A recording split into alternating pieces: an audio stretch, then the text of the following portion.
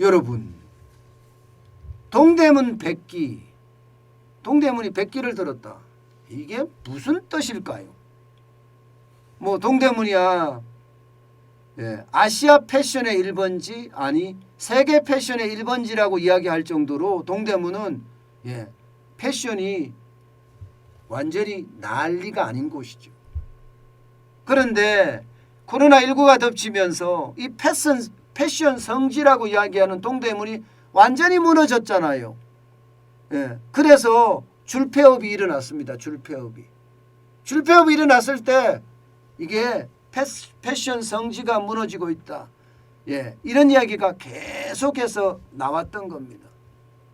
그런데 100기라는 이야기가 과연 무슨 말일까? 100기라는 이야기는요, 쉽게 말하면 기존의 가격을 고수하지 못하겠다는 이야기예요.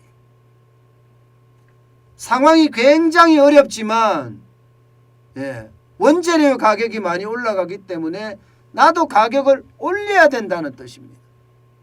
실제 동대문 패션 상가에서 가격 인상률이 10% 정도 인상을 하고 있습니다.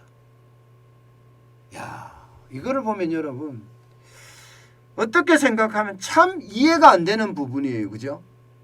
왜냐하면 코로나19 때문에 동대문 상가는 여러분도 알다시피 이래요. 줄폐업이에요. 동대문 상가가 울고 있다. 상가가 그야말로 다 철수하고 있잖아요. 줄폐업하고 있잖아요. 이런 상태에서 말입니다. 가격을 인상한다고 하니까 이게 이해하기가 참 힘든 이야기죠. 진짜 힘든 이야기죠. 그런데 그 속내를 들여다보면요, 이 가격을 인상하지 않고는요 동대문이 그나마도 못 버틴다는 이야기가 됩니다. 그나마도. 왜냐? 여러분, 화학섬유 원료 가격 보세요. 진짜 많이 올라갑니다. PAT라고 이야기하는 고순도 테라프탈산, 이거는요 2022년 1월에 톤당 528달러 하던 것이 2022년 1월에는요 682달러예요. 100달러나 올랐습니다. 100달러나. 굉장히 빠른 속도로 오르고 있습니다. 이거는 그래도 약과입니다. MEG라고 이야기하는 모노에틸렌 글리콜이라는 화학 섬유 원료는요 546달러에서 784달러로 무려 말입니다. 원료 가격이 44%나 뛰었습니다. 44%. PAT는 17% 올랐는데 MEG는 44%가 올랐으니 이게 뭐 안 올리고 버틸 수 있는 것은 불가능하다고 보는 거예요. 안 올리고 버티는 것은. 그래서 동대문 가게들이 다 100기를 들었다. 이제는 10%를 올려야 된다.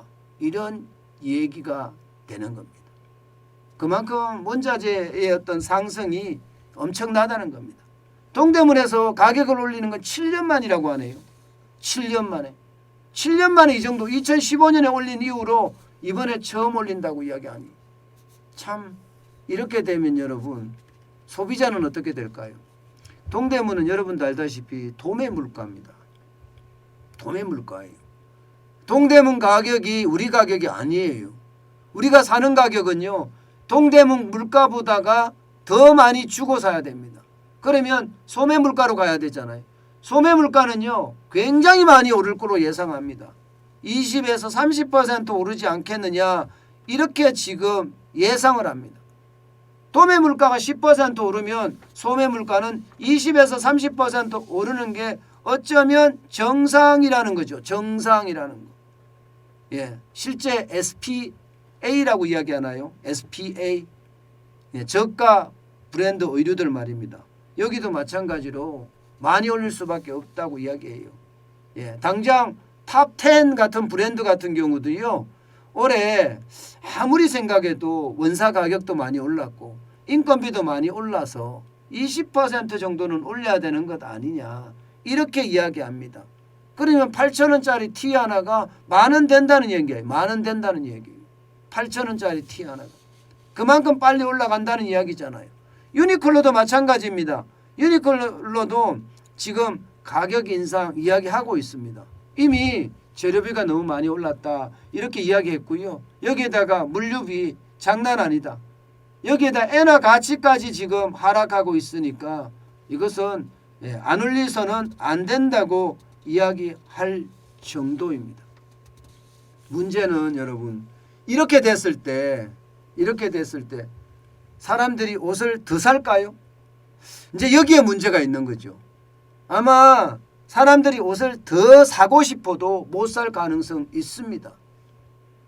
왜냐하면 가격이 올라가니까. 가격에 대한 부담이 굉장히 컸거든요. 여러분, 가계소득이 계속해서 일취월장으로 늘어납니까?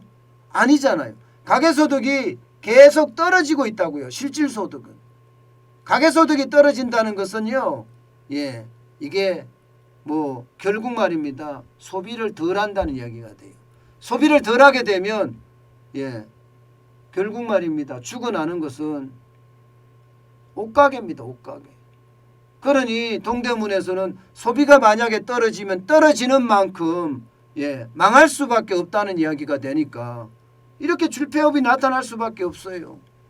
제가 동대문이 울고 있다 몇 번을 제가 여러분들에게 말씀을 드렸는데 이거 지금 보시는 것처럼요. 한 개, 두 개가 아니잖아요. 한 개, 두 개. 줄줄이 폐업하는 것도 아니에요. 완전히 무더기 폐업하고 있어요. 무더기.